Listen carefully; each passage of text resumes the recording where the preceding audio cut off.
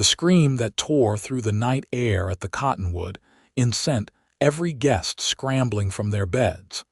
But it was the silence that followed that made the mountain man downstairs set down his whiskey and head for the stairs. Samuel Griffin had been minding his own business in the saloon portion of the establishment in Moab, Utah Territory, this warm evening in July of 1874, but something about that particular cry of terror made his chest tighten in a way he had not felt in years. He took the steps 2 at a time, his massive frame moving with surprising speed, his shoulder-length dark hair swinging as he moved. The other guests were already gathered outside one of the rooms on the second floor, murmuring amongst themselves, when he arrived. The innkeeper, a portly man named Henderson, was knocking on the door. Miss Lawson, are you all right in there?" No answer came, but Samuel could hear ragged breathing from inside. He stepped forward, his broad shoulders parting the small crowd like a ship through water. "Move aside," he said, his voice a low rumble. Henderson looked ready to protest, but one glance at the 6'4" wall of muscle before him changed his mind. Samuel knocked, more gently than his appearance would suggest possible. "Miss, my name is Samuel Griffin. Are you hurt? Do you need help?" A long pause, then a trembling voice answered. "I am not hurt. Please, everyone go away. I apologize for the disturbance." "Everyone else can go," Samuel said, his voice still directed at the door. "But I am staying right here until I know you are truly safe." Henderson ushered the other guests away, though they went reluctantly, clearly hungry for gossip. Once they were gone, Samuel heard the soft pad of bare feet on the wooden floor, then the click of the lock. The door opened just a crack, and he found himself looking down at the most beautiful woman he had ever seen. Even in her obvious distress, even with her long chestnut hair disheveled and her green eyes wide with fear, she took his breath away. Violet Lawson looked up at the giant of a man in her doorway and felt something shift inside her chest. He had a rugged face, weathered by sun and wind, with dark eyes that held surprising gentleness. His arms, visible beneath his rolled-up sleeves, were corded with muscle, and his hands looked like they could break a man in half, yet he held himself with careful control. "The candle went out," she whispered, and then, to her horror, tears began streaming down her face. "I know it sounds foolish, but the candle went out and I woke in the dark and I thought I was back there, back in that place, and I could not breathe, could not think, could only scream." Samuel felt rage kindle in his gut at the terror in her voice, though he kept his expression calm. "May I come in, just to light the candle for you?" When she hesitated, he added, "I will leave the door wide open. Henderson is still downstairs. You will be safe." She nodded and stepped back, and he entered the small room. Sure enough, the candle on the bedside table had burned down to nothing. He pulled a fresh one from his coat pocket, always carried for emergencies in his line of work as a tracker and guide through the Utah mountains, and lit it with a match. The warm glow filled the room, and he watched her shoulders sag with relief. "Thank you," she said softly. "I have more candles in my bag, but when I woke in the darkness, I could not seem to move." Samuel wanted to ask what had happened to her, what place she had mentioned, but he knew better than to push. "I am in room 4, directly below this one. If you need anything tonight, anything at all, you stomp on that floor and I will be here before the echo fades." She looked at him with such gratitude that it made his chest ache. "You are very kind, Mr. Griffin." "Samuel," he said, "and it is not kindness. No one should have to feel that kind of fear." He moved toward the door, then paused. "What is your name, if I may ask?" "Violet Lawson." He tipped his head to her. "Sleep well, Miss Lawson. The candle will not go out again tonight, I give you my word." She did not understand how he could promise such a thing, but something in his voice made her believe him. After he left, pulling the door almost closed but leaving it unlatched as she requested, Violet climbed back into bed and watched the candle flame dance. She had come to Moab to escape her past, to start fresh in a town where no one knew what had happened to her. But the darkness still followed her, still wrapped around her throat in her sleep, and dragged her back to that root cellar where she had been locked for 3 days by her stepfather after her mother's death, punished for some imagined slight she could not even remember now. Downstairs, Samuel did not return to the saloon. Instead, he went to his room and gathered every candle and lamp he could find. He lit them all, one by one, until his room glowed like a beacon, and then he carried one of the lamps into the hallway and set it on the floor directly beneath where he estimated Violet's bed to be. If her candle went out, the light from below would still reach her. It was a small thing, perhaps foolish, but he had seen that look in her eyes and recognized it. He had worn that same expression after his own father had beaten him near to death when he was 17, before Samuel had grown into his full size and strength and finally fought back. He did not sleep that night. Instead, he sat in a chair by his door, listening for any sound from above, tending the lamps to ensure they never dimmed. When dawn finally broke over the red rock cliffs surrounding Moab, painting them in shades of orange and gold, he heard footsteps overhead and knew she had made it through the night. Violet dressed carefully, choosing a simple green dress that brought out her eyes, though she told herself she was not trying to look nice for anyone in particular. She was 22 years old and had been on her own for nearly a year since fleeing her stepfather's house in St. Louis. She had worked as a seamstress, a cook, a laundress, whatever she could find to keep herself fed and housed as she moved west.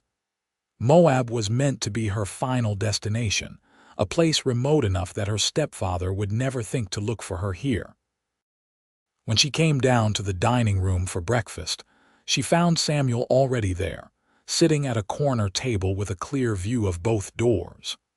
His eyes found her immediately, and he stood, his considerable height making several other diners look up in surprise. "Miss Lawson," he said as she approached, "would you care to join me?" She should say no. She should keep to herself, avoid entanglements, stay safe and alone, but the words that came out were, "I would like that very much."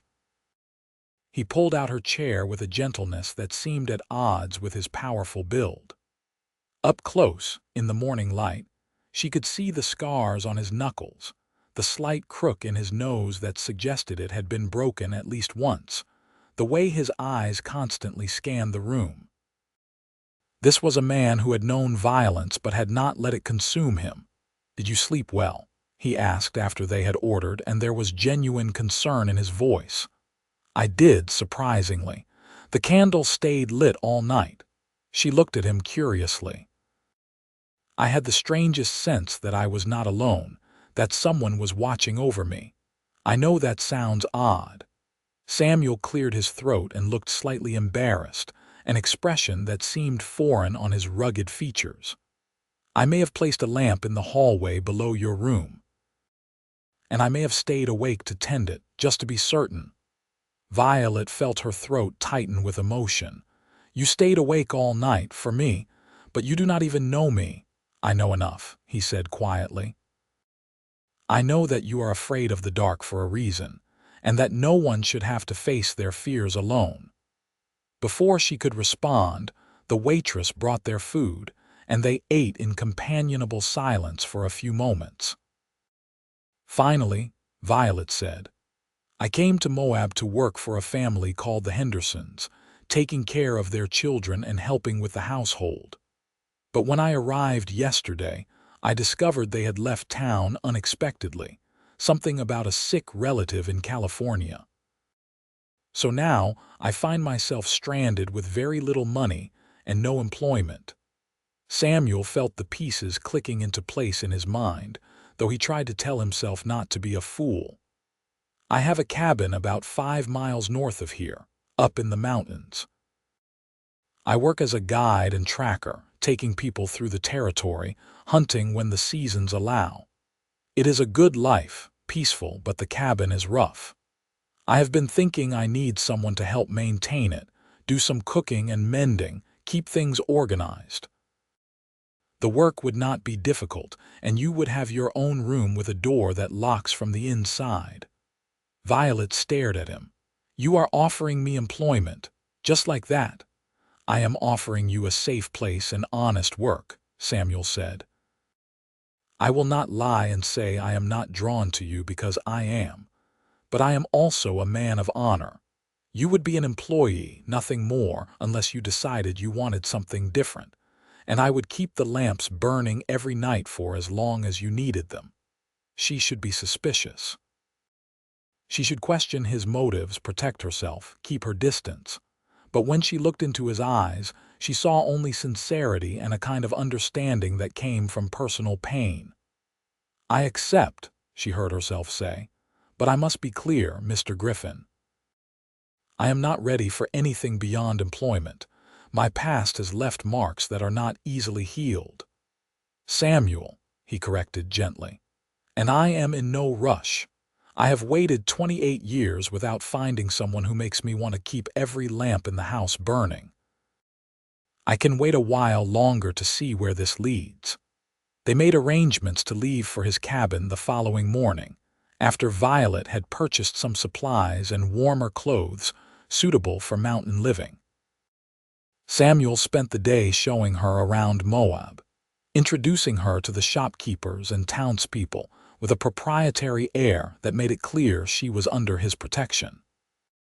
Word spread quickly that Samuel Griffin had taken a woman into his household, and the speculation ran rampant. But Samuel's reputation as a fair but dangerous man kept the gossip from becoming cruel. That evening, as Violet prepared for bed, she found that someone had left a box outside her door. Inside were a dozen candles and 2 oil lamps with extra fuel. The note, written in surprisingly elegant script for such rough hands, read simply, "So you never have to ask. SG," she cried then, but they were different tears than the night before. These were tears of gratitude, of cautious hope, of the feeling that maybe, just maybe, she had found a place where she could heal. The next morning dawned clear and bright, perfect weather for the journey into the mountains. Samuel had borrowed a gentle mare from the livery for Violet to ride, and his own horse, a massive buckskin gelding named Goliath, stood patiently as he loaded their supplies. Violet wore the split riding skirt she had purchased, practical for mountain travel, and had tied her long hair back in a simple braid. As they rode out of Moab, following a narrow trail that climbed steadily into the hills, Samuel pointed out landmarks and told her about the area.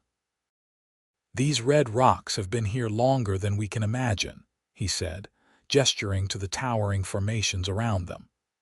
"The local Ute people have stories about them, about how the land was formed and what spirits live in the stone. I have learned to respect those stories, even if I do not fully understand them." "Have you lived here long?" Violet asked, enjoying the way the morning sun felt on her face. 5 years. I came from Oregon originally, but after my father died, there was nothing keeping me there. I worked as a scout for the Army for a while, then decided I preferred working for myself. I built the cabin 3 years ago, every log and nail of it with my own hands. The pride in his voice was evident, and Violet found herself looking forward to seeing this place he had created. As they climbed higher, the vegetation changed from scrub brush to pine trees, and the air grew cooler and sweeter. She saw deer watching them from the shadows, and once, a golden eagle soaring overhead. "It is beautiful up here," she said softly. "So different from St. Louis." "Is that where you are from?" Samuel asked, careful to keep his tone neutral, not pushing. "Yes. I lived there with my mother and stepfather. My real father died when I was 10, a factory accident. My mother remarried when I was 13, and at first he seemed kind enough. But after she passed away 2 years ago, he changed. Or perhaps he had always been that way and my mother's presence had held him in check. Samuel's hands tightened on the reins, but he kept his voice steady. What did he do to you? Violet took a deep breath, surprised to find that she wanted to tell him. Maybe it was the peaceful isolation of the mountains, or maybe it was the way he had already proven himself trustworthy, but the words came more easily than they ever had before. He became obsessed with controlling me, with keeping me isolated from the world. When I disobeyed him, even in small things, he would lock me in the root cellar beneath the house. The first time was just for a few hours, but each time got longer. The final time, the time that made me leave, I was down there for 3 days with no light, no food, just the darkness and the rats and my own fear. She heard Samuel make a sound low in his throat, somewhere between a growl and a groan of pain. How did you get out? A neighbor finally heard me screaming and broke the lock. My stepfather told them I had locked myself in during a fit of hysteria, and because he was a respected businessman and I was just his strange, quiet stepdaughter, they believed him. But the neighbor woman, bless her soul, saw the truth in my eyes. She helped me pack a bag and gave me money for a ticket west. I have been moving ever since, always afraid he would find me and drag me back. They rode in silence for a while, and Violet worried she had said too much, revealed too much weakness. But when she glanced at Samuel, she saw his jaw was set in a hard line, and his dark eyes burned with a protective fury that made her feel safer than she had in years. "He will not find you here," Samuel said finally. "And if he does, he will have to go through me to get to you. I can promise you, Violet, that is not a fight he would win." The absolute certainty in his voice sent a shiver down her spine, but it was not fear she felt. It was relief, bone deep and profound. They reached the cabin just before noon, and Violet caught her breath at the sight of it. Samuel had built it in a small clearing surrounded by tall pines, with a view of the valley below that stretched for miles. The cabin itself was solid and well made, constructed from thick logs chinked with mud and moss. Smoke curled from the stone chimney, and she looked at Samuel in confusion. "I asked my neighbor, a trapper named James, to come up and start a fire this morning. Wanted the place warm for your arrival," he explained, looking slightly embarrassed again. Inside, the cabin was surprisingly spacious, with a large main room that served as kitchen and living area, and 2 smaller bedrooms off to the sides. The furniture was rough but well made, clearly crafted by Samuel's own hands, and everything was neat and organized. A fire crackled in the large stone fireplace, and several lamps were already lit despite the daylight. "Your room," Samuel said, leading her to one of the bedrooms. Inside was a comfortable-looking bed with thick quilts, a dresser, a small table with a chair, and a window that looked out over the valley. But what made Violet's eyes sting with tears was the row of candles on the windowsill and the 2 oil lamps on the bedside table, all ready to be lit. "The door has a good strong lock," Samuel continued, demonstrating. "And I sleep light, so if you need anything in the night, just call out. I will hear you." "Why are you doing all this for me?" Violet asked, her voice barely above a whisper. "You do not know me, do not owe me anything." Samuel turned to face her fully, and the intensity in his eyes made her breath catch. "I told you before. I know enough. I know that you are brave enough to flee everything you knew to save yourself. I know that you are honest enough to tell a near stranger about your deepest fears. I know that when you smile, which you have not done nearly enough, it lights up your whole face and makes me want to see it again. And I know that, from the moment I heard you scream in that inn, something in me recognized something in you. I have been alone for a long time, Violet. I am good at being alone, but I do not want to be alone anymore, not if there is even a chance that you might, someday, feel the same. Violet felt her heart hammering in her chest. No one had ever spoken to her like this before, with such raw honesty and careful respect all at once. I cannot promise anything, she said. I am broken in ways I do not fully understand yet. We are all broken, Samuel said gently. The trick is finding someone whose broken pieces fit with yours. Over the following weeks, they fell into an easy routine that felt natural despite its newness. Violet woke each morning to find Samuel already up, having kept the lamps burning through the night as he had promised. She would make breakfast while he tended to the horses and checked his trap lines. Then they would work together on various tasks around the cabin, repairing equipment, preserving food for winter, improving the structure itself.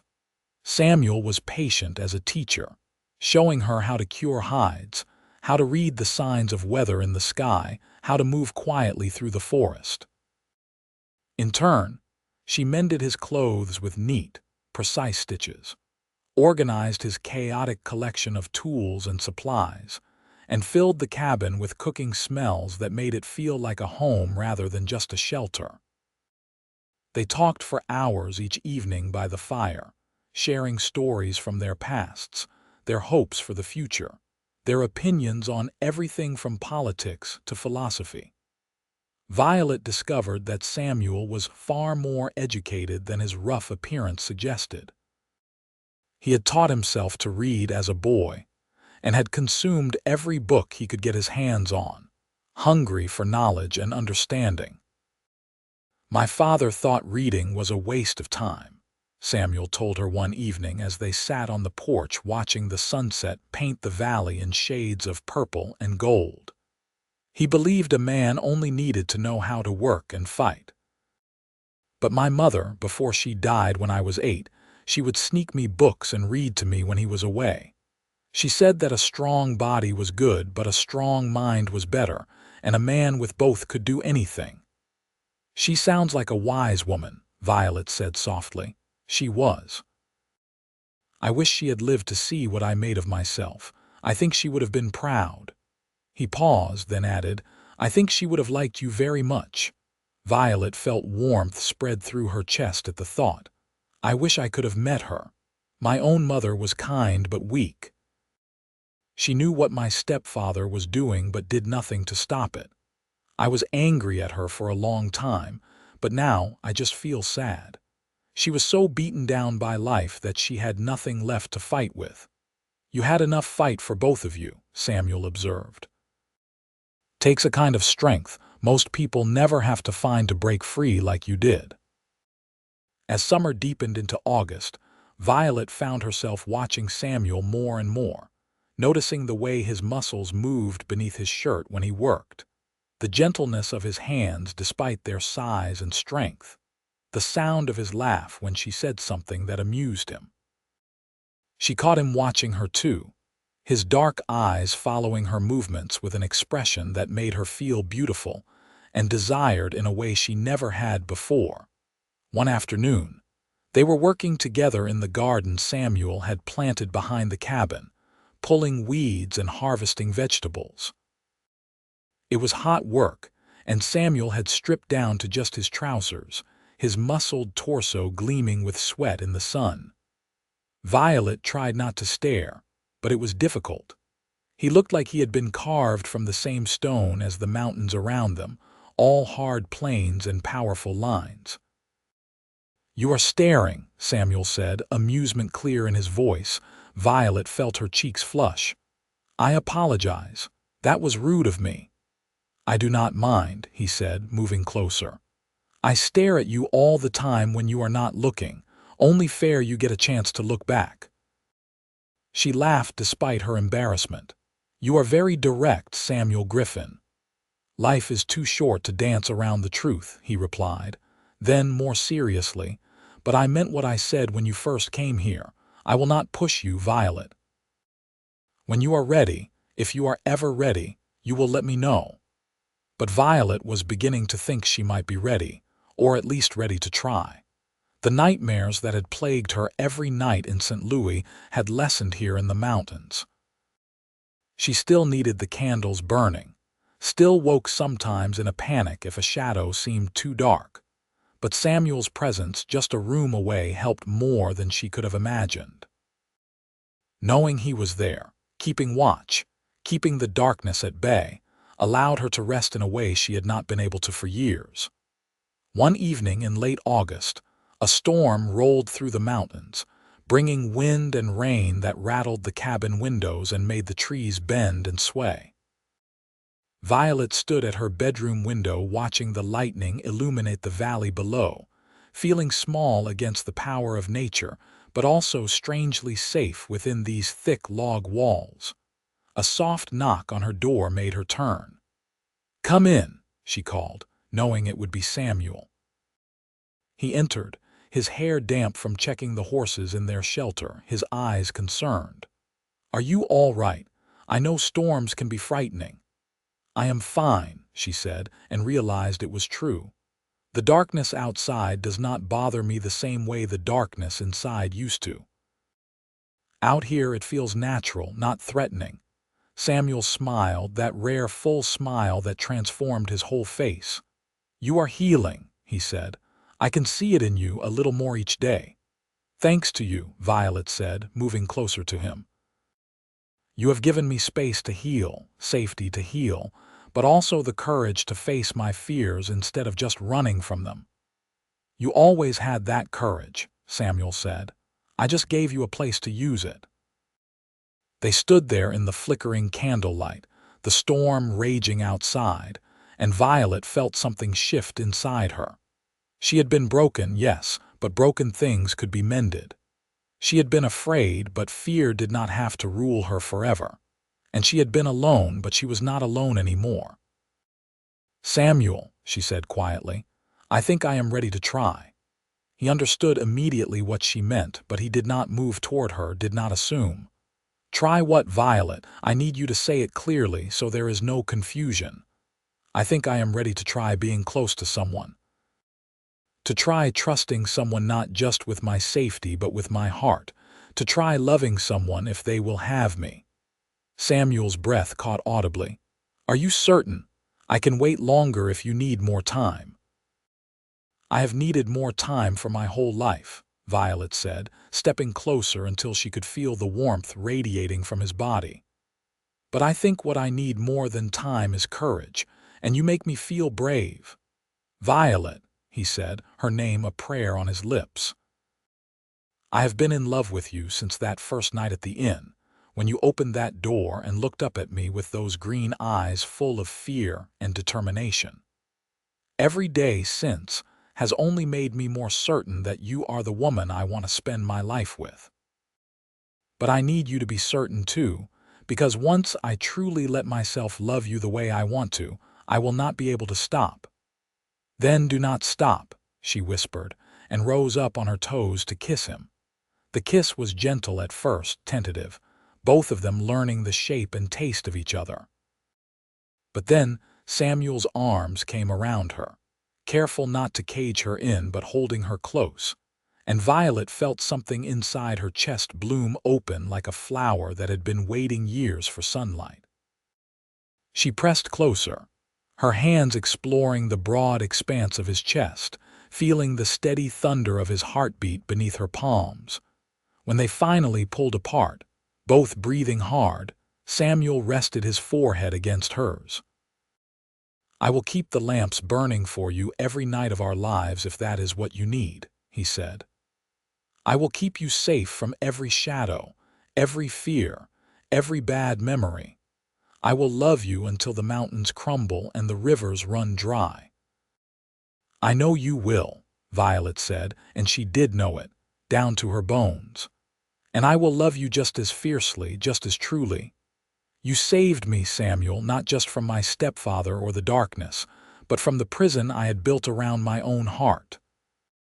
They stood there holding each other as the storm raged outside, the candles and lamps creating a warm, golden bubble of safety and love around them. It was not the end of Violet's healing journey, she knew.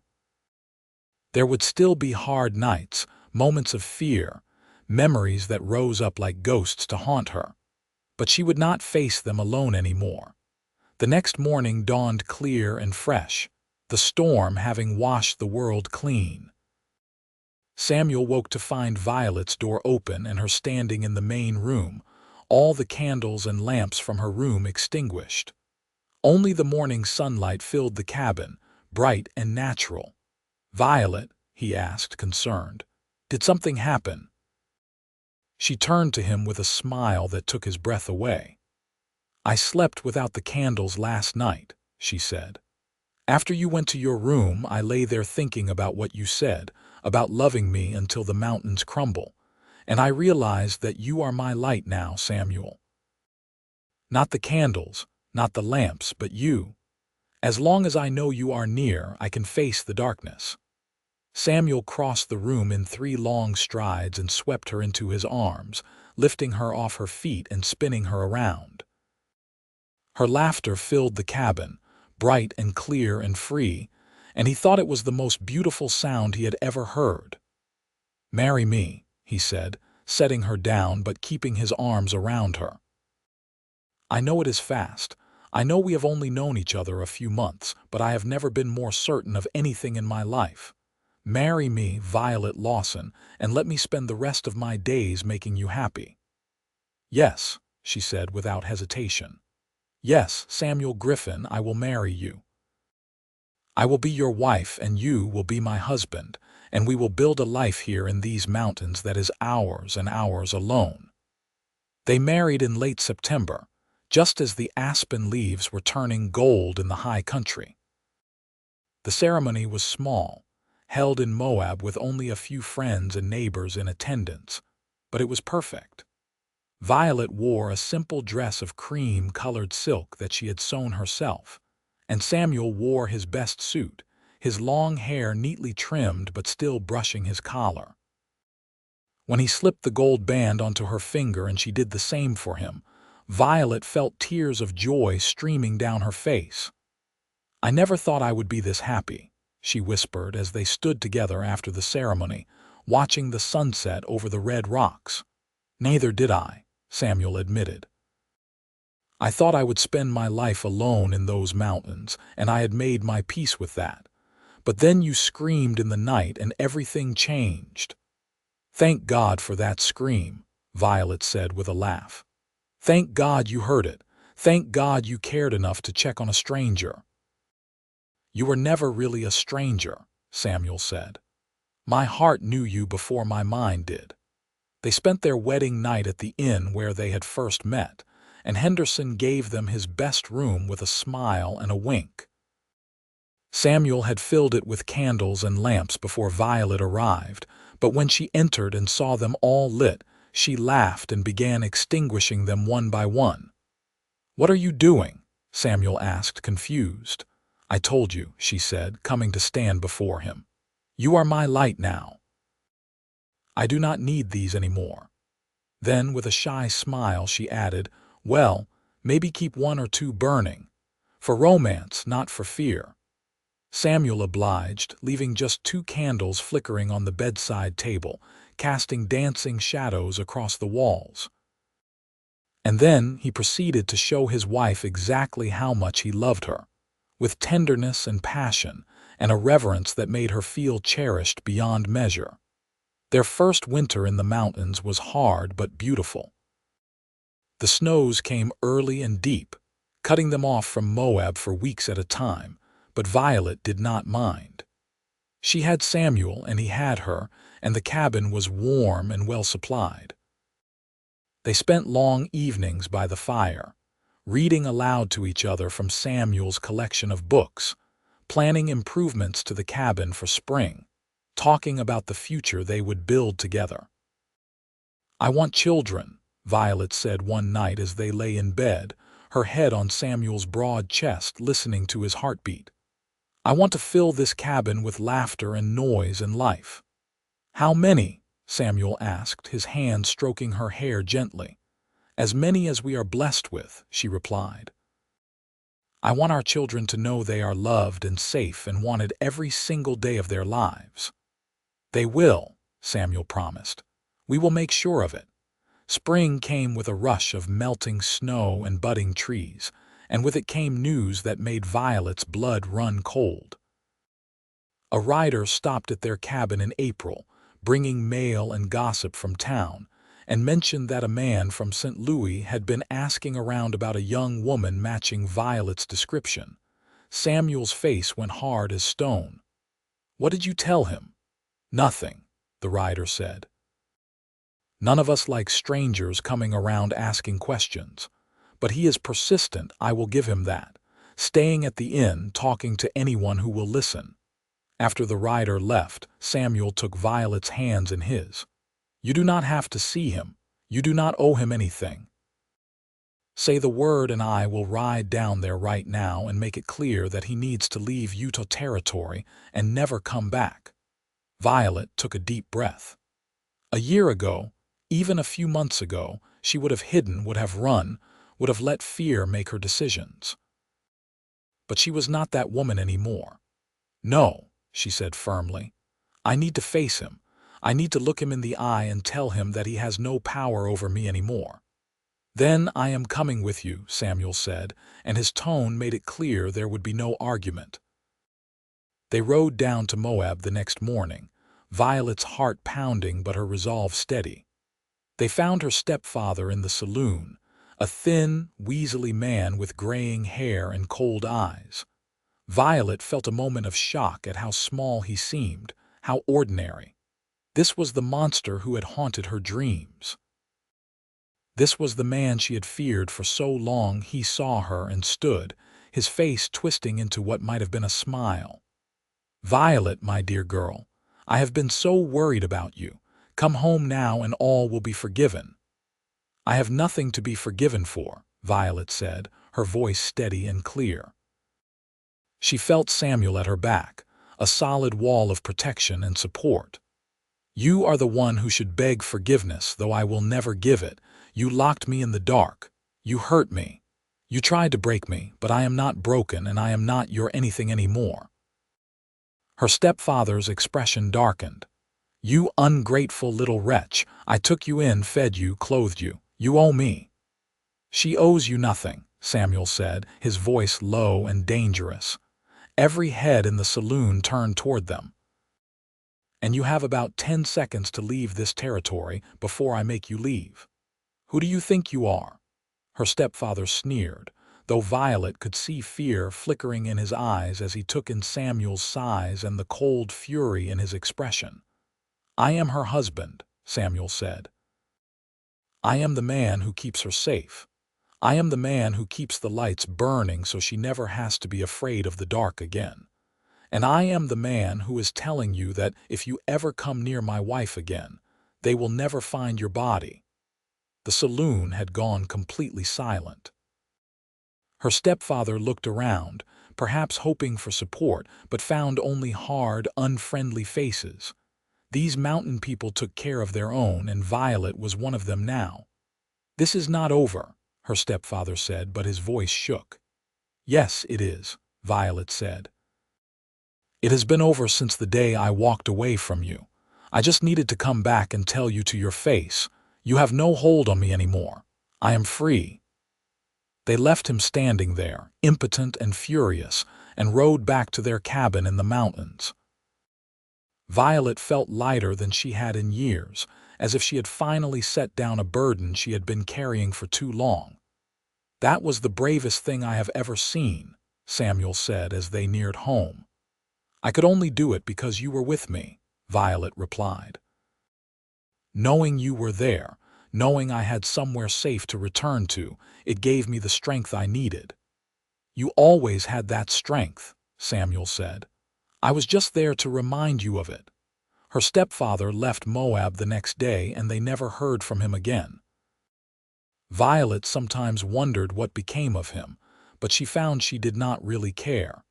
He was part of a past that grew more distant every day. In June of 1875, Violet gave birth to their first child, a healthy baby boy they named Thomas, after Samuel's mother, whose maiden name had been Thomas. Samuel wept when he held his son for the first time, this giant of a man reduced to tears by the tiny life in his arms. "I promise you," he whispered to the baby, "I will be the father I never had. I will be patient and kind, and I will teach you to be strong but gentle, brave but compassionate. And I will never, ever raise my hand to you in anger."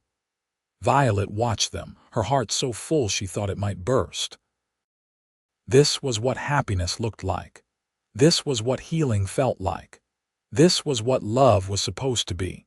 2 years later came another son, James, named for the trapper who had become their good friend.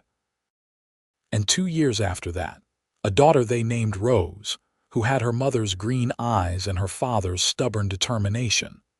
The cabin grew with their family, Samuel adding rooms with his own hands, each one built with love and care.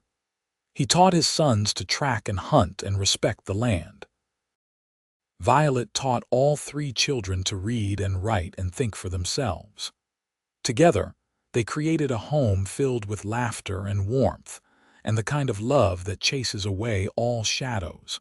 On their 10th wedding anniversary, Samuel surprised Violet with a gift.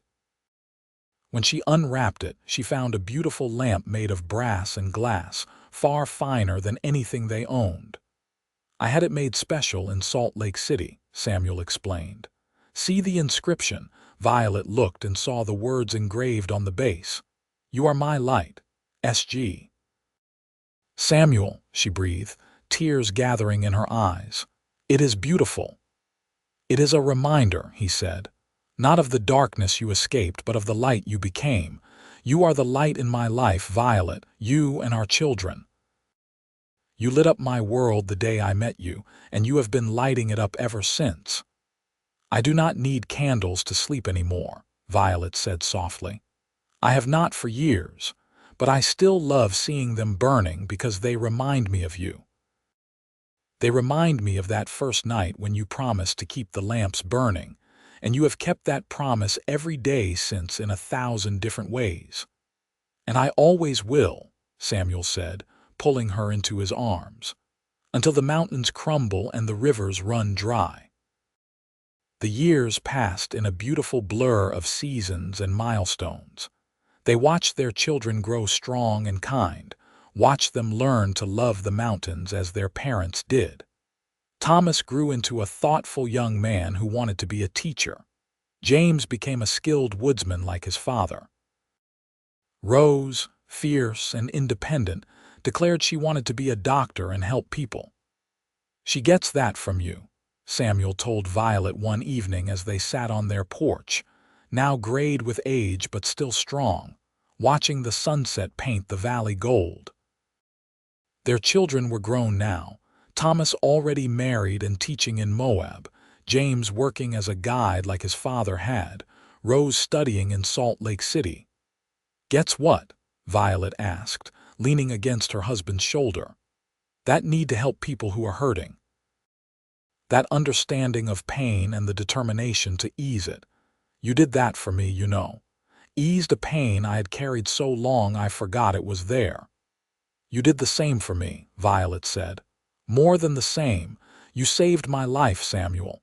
"We saved each other," he corrected gently. In 1895, they celebrated their 20th anniversary with all 3 children and Thomas's wife, and 2 young children gathered around their table. The cabin rang with laughter and love, and Violet looked around at the life they had built and felt profound gratitude. That night, after everyone had gone to bed, Samuel and Violet sat by the fire as they had done thousands of times before. Samuel added wood to the flames, keeping them bright and warm, and Violet smiled. "You are still keeping the lamps burning," she observed. "Always," Samuel said, sitting beside her and taking her hand. "Though the darkness you fear is long gone, I will always make sure you have light. It has become habit now, and a good one. I was so broken when we met. Violet said quietly. So afraid, so damaged. I never thought I could be whole again. You were never broken, Samuel said firmly. You were bent, maybe, worn down, but not broken. There is a difference. Broken things cannot be fixed, but something that is just bent can be straightened, can be made strong again. And you did that, Violet. Not me, I just gave you a safe place to do it. We did it together, she said, echoing his words from earlier. We saved each other, we healed each other, we loved each other. And look what we built from that. Look at this beautiful life. They sat in comfortable silence for a while, watching the fire dance. Then Violet said, Do you remember that first night, when I screamed and you came running? Every detail, Samuel said. I remember thinking that I had never heard such terror in a human voice. And then I remember seeing you in that doorway, so small and scared but trying so hard to be brave, and something in my chest just clicked into place. Like I had been walking around with a piece missing and suddenly found it. I felt it too, Violet admitted. Even through the fear, even through the panic, I looked up at you and thought, this is someone who will keep me safe. And you have, every day since. It has been the greatest honor of my life, Samuel said seriously. Loving you, protecting you, building this life with you. If I could go back and tell that young man in the saloon that night what was coming, he would not have believed it. He thought he was done with love, done with hoping for anything beyond survival. But you changed all that. As if reading his thoughts, Violet said, We should go back to Moab soon. I would like to see the inn where we met, walk those streets again. We have not been down in months with the winter being so hard. We will go in the spring, Samuel promised, when the roads clear and the weather warms. We will stay at that same inn, maybe even request that same room if Henderson still has the place. But they never made that trip. In March of 1896, Samuel caught a fever while helping a neighbor pull his wagon from a half-frozen stream. Violet nursed him with all the skill and determination she possessed, but the fever would not break. Their children came, and the doctor from Moab, but everyone knew Samuel was leaving them. On his last day, he opened his eyes and looked at Violet with such love that it made her heart ache. Light the lamps, he whispered.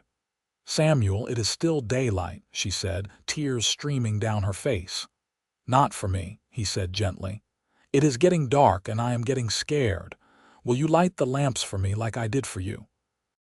So she did, lighting every lamp and candle in the cabin until it blazed with light. She held his hand and told him all the things she had told him 1,000 times before, that she loved him, that he had saved her, that she would carry him in her heart forever. Not saved, he said, his voice growing fainter. We saved each other. Do not forget that, Violet. Promise me. I promise, she said. I promise, my love. The children, he said, they are good. We did good. We did so good, she agreed. They are strong and kind, just like their father. Like both of us, he corrected, that familiar, gentle stubbornness. Then, Violet, I am not afraid. Do you know why? Why, my darling? Because you are my light. And where I am going, you will still be my light, shining so bright I will never be lost in the dark. I will carry you with me, and I will wait for you, and when you come, I will be there to keep the lamps burning. Those were his last words. He closed his eyes with a smile on his face and slipped away as gently as he had done everything else in their life together. Violet grieved, deep and hard, but she did not break.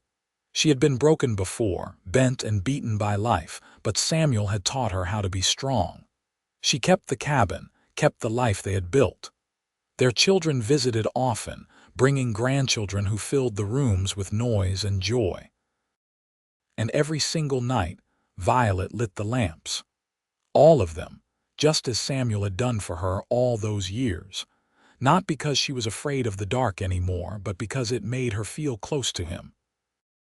She would sit by the fire and imagine him there, his massive frame in the chair across from hers, his dark eyes warm with love.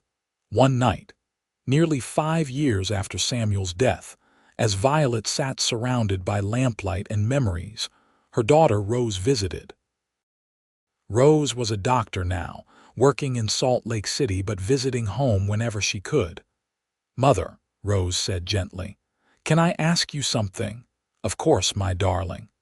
"Why do you still light all the lamps? I know Father used to do it for you, but you do not fear the dark anymore." "You have not for years." Violet smiled, the same beautiful smile that had made Samuel's heart skip all those years ago. "I light them because your father taught me that love is about more than just the grand gestures. It is about the small, daily acts of care. He kept the lamps burning for me every night of our marriage, even after I no longer needed them, because he wanted me to know I was loved and protected. Now I keep them burning for him, so he knows that his love still lights my way." Rose's eyes filled with tears. "That is beautiful, Mother." "Your father was beautiful," Violet said. "Not in the way people usually mean, but in the ways that matter. He had a beautiful soul, a beautiful heart. He took a scared, broken girl and loved her back to wholeness. And then he loved her every day after, with such steadiness and such strength that she never doubted it for a moment. He loved you until the mountains crumbled and the rivers ran dry," Rose said, remembering her father's favorite phrase. "He did," Violet agreed, "and I loved him the same way. I still do. Love like that does not end just because someone dies. It transforms, becomes something different but no less real. I carry him with me every moment, and I will until the day I join him." That day came in 1904, when Violet was 60 years old.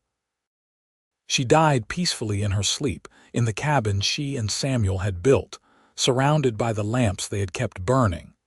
Her children found her in the morning, a smile on her face, and a letter on her bedside table addressed to all three of them. "My darling children," it read in her neat script. "If you are reading this, then I have gone to find your father, and I am not sad about that. We had 30 years together in this life, and they were the best years I could have imagined. He taught me that love is patient and kind and brave. He taught me that the darkness cannot hurt you if you have light to chase it away. He taught me that broken things can be mended, that scared things can become brave, that lonely things can find their home. Remember him always, and remember what we built together. Keep the lamps burning, not out of fear but out of love, and pass that love on to your own children. Your father and I will be watching over you, keeping the lights on from the other side. All my love always, Mother." They buried her next to Samuel on the hill behind the cabin, with a view of the valley they had both loved so much. On the headstone, at Rose's suggestion, they inscribed, "She feared the dark. He kept the lamps burning. Together they became each other's light." And in the cabin, now passed down to Thomas and his family, the tradition continued. Every night, lamps were lit and kept burning until morning, a small act of love and remembrance that echoed through the generations. The children who played in those rooms grew up hearing the story of their great-grandparents, the frightened girl and the gentle giant who saved each other, and built a love that lasted beyond death. The cabin still stands today, more than 100 years later, now a historical site preserving the memory of Samuel and Violet Griffin. And every evening, as the sun sets over the Utah mountains, a ranger lights the lamps inside, keeping alive the tradition started so long ago by a mountain man who heard a woman scream in the night and decided to do something about it. Visitors to the cabin read the letters and journals left behind, preserved carefully in glass cases. They see the wedding photograph, Samuel towering over his petite bride but looking at her like she was the most precious thing in the world. They read Violet's accounts of her journey from fear to love, her descriptions of how Samuel never made her feel weak for her fears, but instead met her where she was and helped her find her strength. They see the lamp Samuel had made for their 10th anniversary, still there on a shelf, its inscription still clear. "You are my light." And they see the note Violet left in her journal, written shortly before her death. "I came to these mountains running from darkness. I found a man who taught me to stop running and start living. He kept the lamps burning until I no longer needed them, and then he kept burning them anyway, because that is what love does. It does not stop when it is no longer necessary. It continues, constant and true, until the very end and beyond." The love story of Samuel and Violet Griffin became legend in Moab and the surrounding territory. People told it to their children as an example of what real love looked like. Young couples would visit the cabin, hoping some of that enduring love would bless their own marriages. And on quiet nights, rangers swore they could sometimes hear laughter echoing through the rooms, or see shadows moving in the lamplight that looked like a large man and a small woman, still together, still in love, still keeping the lamps burning for each other. Because true love does not end. It transforms, it evolves, it continues. Like lamplight in the darkness, it guides and comforts and reminds us that we are never truly alone. Samuel and Violet found each other when they both needed saving, and they built a love that lasted generations. They proved that broken people can heal, that scared people can become brave, and that sometimes the greatest love stories start with a scream in the night and a stranger who cares enough to help. Their story became a testament to the power of patient, steady, protective love. To the kind of love that says, "I will keep the lamps burning for you," and means it every single night without fail. To the kind of love that sees someone at their worst, their most frightened, their most vulnerable, and says, "I will stay." To the kind of love that builds cabins and families and legacies that outlast stone. And so the lamps burn on in that cabin in the Utah Mountains, a beacon of hope and remembrance, a symbol of a love that conquered darkness and fear and pain. A reminder that somewhere, somehow, there is someone whose broken pieces will fit with yours, someone who will keep your lamps burning, someone who will love you until the mountains crumble and the rivers run dry. Samuel and Violet Griffin found that in each other, and in doing so, they left behind a light that will never go out.